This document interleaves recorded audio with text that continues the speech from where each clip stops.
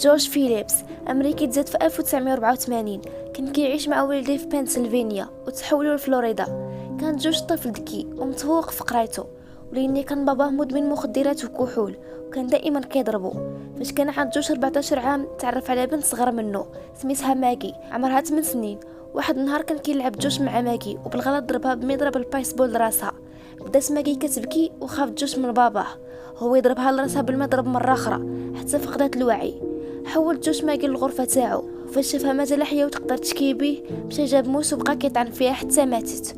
هو يخشي الجثه تاعها تحت الناموسيه تاعو. وفاش لاحظوا الابوين تاع ماجي انه بنتهم اختفت مشاو بلغوا البوليس وبقاو كيقلبوا عليها. مشى معاهم جوش على اساس هو ما عارف والو.